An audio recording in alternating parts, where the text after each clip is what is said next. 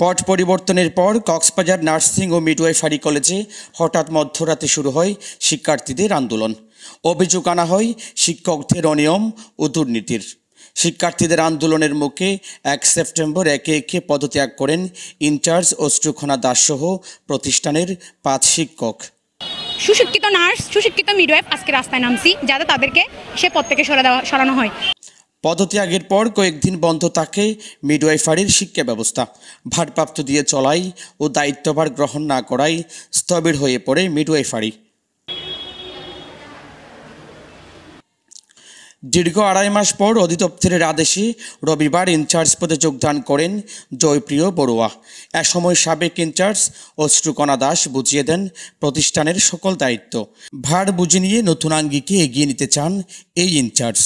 উনি যেভাবে করে রাখছেন দেখলাম, আমি অবশ্য লিখিত করে প্রত্যেকটা ফাইলের নাম থেকে শুরু করে এবং ফাইন্যান্সের যত কোট আছে ঘাট আছে সবগুলো আমাকে লিখে দিচ্ছেন। অবশ্য আমাদের আর নার্সিং ইনস্ট্রাক্টর যারা আছেন তাদের সাথে বসে এবং অন্যান্য স্টাফ যারা আছেন তাদের সাথে বসে কিভাবে আজকের যে প্রবলেমগুলো সলভ করে কিভাবে আমাদের কলেজটাকে আরও আগায় নেওয়া যায়, ঠিক পথে আনানো যায়, এটাই আমার মেন লক্ষ্য এবং উদ্দেশ্য। দায়িত্বভার বুঝিয়ে দিয়ে শিক্ষার্থীদের আনা দুর্নীতি ও নিয়মের ব্যাখ্যা দেন অশ্রুকণা দাস। তিনি বলেন, অধিদপ্তরের আদেশ ও নিয়ম অনুযায়ী প্রতিষ্ঠানের সকল কার্যক্রম পরিচালিত হয়েছে। করুণা ম্যাডামকে ছেলেমেয়েরা একটা কাগজ দিছে যে তাদের এই দাবিগুলো ছিল।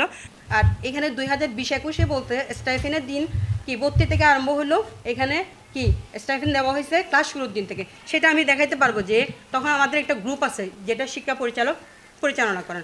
ওইখানে লেখা আছে, আমি আপনাদের প্রুফ দিব, ওইখানে লেখা আছে যে 32 দিন থেকে নাকি ক্লাস শুরুর দিন থেকে স্টাইফেন দেওয়া হয়। তাহলে তাদের অভিযোগ ছিল যে 32 দিন থেকে দেওয়ার কথা থাকলেও ক্লাস শুরুর দিন থেকে দেওয়া হয়েছে। তাহলে আমি একটা কোনো না কোনো একটা নির্দেশনার আঙ্গিকে কিন্তু সে কাজটা করেছি।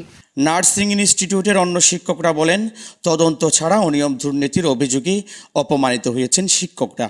তবে এবার তারাও চান সুশৃঙ্খল ক্যাম্পাস।